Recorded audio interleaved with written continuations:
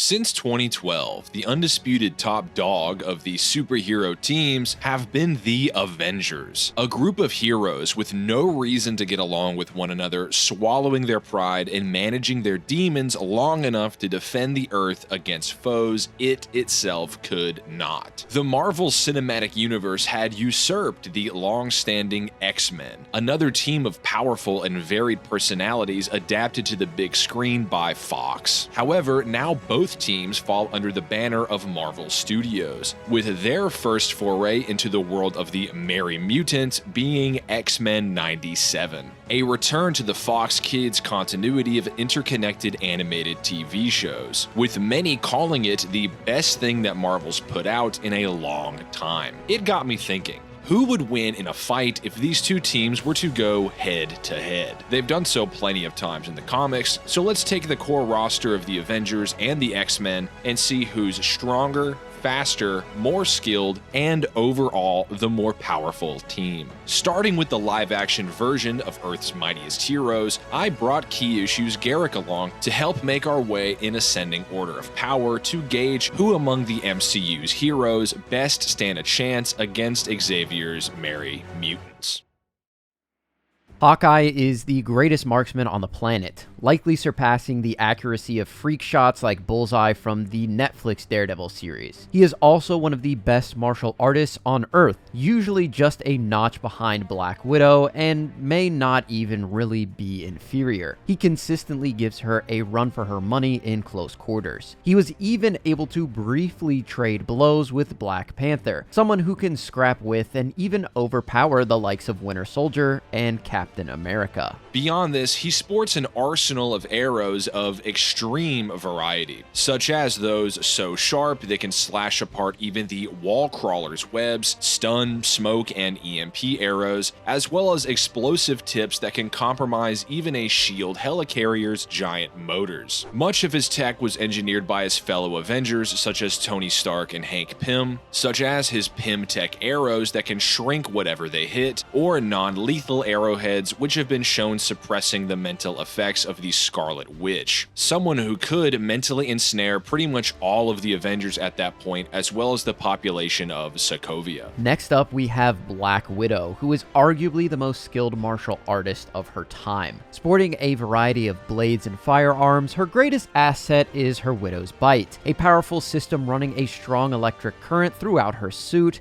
batons, and in projectiles, which have been seen slowing down Black Panther during Civil War. Like I said earlier, she's superior to Hawkeye in one-on-one combat, with Barton managing to clash with T'Challa in the same movie. This Widow's Bite system powers her suit and actually amplifies her physical attacks, so it's likely that her CQC is backed by energy within Black Panther's range of strength, at least as it was in earlier models of his suit. Captain America, the greatest soldier of all time, is known to be the number 2 to Black Widow's number 1 as far as fighting prowess is concerned, being armed with a nigh unbreakable vibranium shield as well as a grapple hook and other ancillary weapons. He was shown capable of damaging Iron Man as of Civil War in his Mark 46 armor. While there are statements that imply this was a non-combative armor, I don't think it makes much sense to say that Cap wouldn't be able to match the forces with which his older suits have managed to endure, that being Iron Man suits. I don't think Stark would make an armor outright weaker or at least less durable than those prior models. We're told he's always improving his technology. Based on his feats, Captain America should be able to strike within the range of the energy produced by the destruction of Sokovia, at least the fraction with which Iron Man would have been exposed to, being some distance away from its epicenter. The amount of energy which his Mark 43 has endured has been calculated to equal roughly 2 kilotons of TNT, or enough force to destroy a small town, and seeing as Captain America and Bucky can knock Iron Man around, or even break apart chunks of this newer and improved model of his armor, his strikes should pack roughly the same amount of power. This is a comic book movie we're talking about after all, and this no way means base Captain America would be able to contend with Iron Man's most powerful armors, such as his Mark 85 as seen in Avengers Endgame. By this point, Tony has made his slimmer armors more powerful than even the Hulkbuster's Mark 1 and 2 through the use of nanoparticles in conjunction with many cutting-edge arc reactors. This would mean that he'd be within the ballpark of early Thor and Hulk, seeing as those two traded blows in Avengers 1, with the Hulkbuster then clashing with probably the angriest Hulk we've ever seen on film in Age of Ultron. The Mark II Hulkbuster would logically be more impressive than the first one, and the Mark 85 suit is even more impressive than that. While the Hulkbuster Mark I was on the back foot against the Jade Giant, it was still able to create shock waves against the Hulk's strikes and even knocked a tooth out of his mouth, something not even Thor managed to do in their fight. Plus, like I said, he was royally pissed. This would culminate in the fact that Iron Man at his strongest would be able to endure the full force of Sokovia's explosion, as did Thor, taking him from 2 kilotons of TNT to more like 160 gigatons of TNT. To put that into perspective, that's over 10 times the destructive force of the bombs dropped in World War II. Even crazier is Thor's feat in his first film, where he managed to shake the entire ice planet of Jotunheim with strikes from his hammer, this being in the range of 40 teratons of TNT, or enough power to annihilate an entire country. While some might disregard the idea of Iron Man's parody to any version of Thor, seeing as Fat Thor accidentally knocked out Stark in Endgame, the directors actually confirmed that the God of Thunder by Endgame was him at his most powerful. So that really speaks to how much stronger he's become over time since Thor 1 or even Age of Ultron. For those looking to place Iron Man any higher, he did get KO'd by Fat Thor, so he's surely not in that tier. Not to mention that a bloodlusted Thanos with 0 Infinity Stones was stomping 2 Thor-level beings back to back, demonstrating how much he was holding back on Titan when he bullied Iron Man in the first place. Speaking of Hulk and Thor, for as weird as it sounds, Professor Hulk is at least just as strong as the Green Behemoth during Thor Ragnarok, for example. Banner himself said he combined Hulk's strength with his own intellect, so he'd at least be still capable of replicating the feats described prior, even if he is more prone to dabbing or saying bruh rather than actually hulking out. The God of Thunder himself, as of Thor Love and Thunder, has perhaps grown the most since his first appearance. Not only did he somehow surpass his peak while being a fat loser, he has since trained on top of that to properly wield the King's weapon, Stormbreaker. The debate on if he truly is the strongest Avenger has raged, entertaining the various statements implying such per various writers or official promotional statements as of his latest appearance. We know Scarlet Witch probably isn't an Avenger at this point, but considering the feats showcased by Carol Danvers, if the God of Thunder truly surpassed, it would make him an invaluable asset in this battle, seeing as she was capable of no-selling attacks from the same Thanos that outdid Mjolnir amplified Captain America and Thor himself. She as well managed to reignite a star through her raw power in the Marvels. If Thor has truly trained and improved to the point that he's even stronger than this fellow Avenger, he too would be powerful enough to withstand beyond planet-busting levels of energy, that with which to empower stars. Thor can as well control and generate hurricanes and lightning itself, as he is a true god of the elements. As far as the speed of the Earth's mightiest heroes, they should all roughly be in the same ballpark insofar as they can dodge or react to, as they all pretty much either fight one another directly or evade attacks from the same enemies, such as Thanos, who even an unempowered Steve Rogers managed to tag and move his shield up fast enough to block an attack from the Mad Titan. This would mean they could all react to lightning, with Spider-Man doing so left and right in No Way Home. Captain Marvel is as well known to fire Photon Blast, derived from her light speed engine-born abilities, meaning her attacks are light speed at face value, which even a weakened Thanos managed to react to and block while totally unaware of any imminent attack on his life. That being said, this unit, or those that threaten them, still managed to either be struck by gunfire or lightning. So it seems that these light speed levels of agility are only achievable in the best of conditions. All in all, you can see how this team has managed to save cities, the Earth, and universe at large time and time again. Insofar as the core roster of animated X-Men, we'd find Morph, who can copy any kind of physical abilities derived from other mutants or even superhumans. It doesn't seem to be the case that they could just turn into Magneto and move asteroids or anything, which is why I specified physical abilities. Beast is a genius as well as an acrobatic and physical powerhouse, who can even lift an entire Sentinel above his head. Cyclops is an experienced hand-to-hand combatant who managed to outdo warehouses of armed thugs, sporting optic blast capable of tearing apart Sentinels, harming Bastion, or even helping to halt Asteroid M. Bishop is a hardened bounty hunter from the future who can absorb and redirect energy, such as said optic beams from Cyclops, and fire them through his palms. Jubilee blasts plasma attacks similar to fire, with an untapped potential as seen through her older and more advanced digital duplicate. Gambit is a bow staff wielder and marksman who can kinetically charge any inorganic matter, even the giant Super Sentinel, which had laid waste to Genosha, though this was at great personal cost. Wolverine is the best there is at what he does, a hyper-lethal former soldier and ninja, making the most of his advanced senses and unbreakable adamantium claws to cut through even some of the X-Men's greatest enemies. Rogue is a powerhouse, boasting the raw strength of her universe's Carol Danvers, being the first to damage Bastion, the super half-man, half-master mold, after he had achieved his maximum power. She can, as well, of course, absorb mutant or superhuman abilities, causing whoever she touches great pain.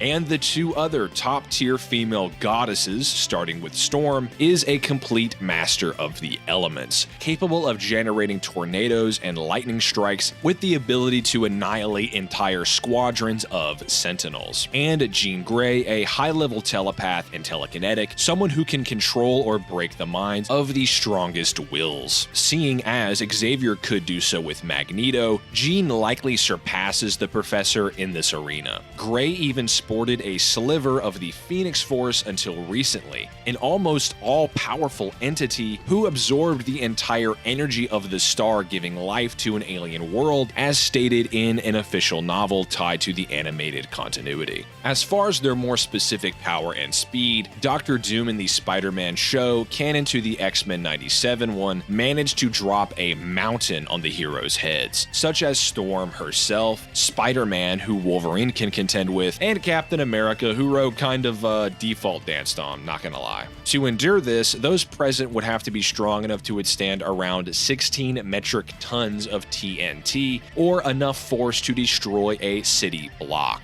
Beyond this, Asteroid M was implied to be a kind of life-wiping doomsday event, a several cubic mile-sized rock plummeting to Earth at terminal velocity. Comparing this to other similar asteroid strikes in our real history, and seeing as the potential impact of Asteroid M has been calculated as such, thanks to the Comic Vine user on screen, the force with which it would generate if it hit Earth would equal enough power to destroy an entire country. That being said though, the X-Men don't really stop it, and it would have wiped out the planet if it wasn't for Magneto. However, if we grant that the team even slowed the thing down by a measly 10%, and then further assume they're all roughly just as powerful, which might be the case as they seem to all pretty much damage Bastion all the same, Cyclops' beams, Jubilee's blasts, Jean's telekinetic force, Storm's winds should still fall within the amount of power needed to destroy entire islands. Speed-wise, given that Wolverine can react to Spider-Man, the X-Men should be able to dodge the likes of lightning as well as laser blasts, seeing as that version of the wall crawler manages to outmaneuver Electro's attacks and laser beams per the official subtitles within certain episodes of his series, lasers being as fast as light, which is 3 times that of lightning strikes.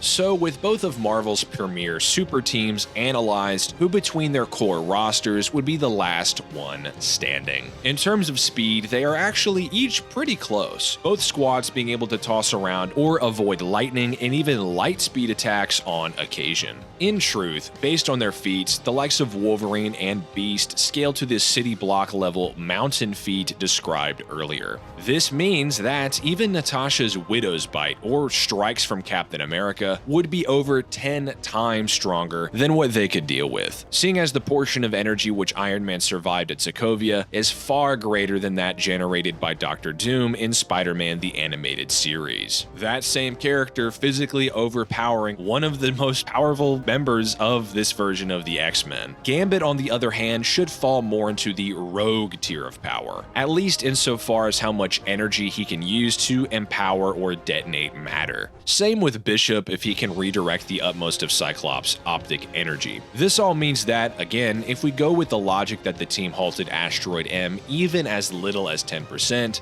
the X-Men sit within the range of Island Busters, or weaker than the amount of destructive force caused by Thor alone in Age of Ultron. With the God of Thunder growing leaps and bounds after that to the point that he could break the Rainbow Bridge with a single attack, compared to the multiple blows it took him to perform the same feat in Thor 1, or again, the same movie where he shook an entire planet. In probably his least impressive era, Thor would essentially be a fair substitute for the terminal velocity falling asteroid M based on the math of their respective destructive capacities. Plus, Hulk is there too, being roughly just as powerful. Does that mean the X-Men stand no chance at winning? Not at all. Jean Grey, for instance, could telepathically render much of the Avengers inert, seeing as Scarlet Witch managed to do the same with far less experience compared to Jean. Seeing as the teams are roughly the same speed, this is entirely possible. Perhaps Hawkeye would have to very quickly use telepathy negating arrows. On top of that, it seems more likely to me that the likes of Iron Man, Hulk, or Thor would simply harm Jean to the point that she's out of the battle before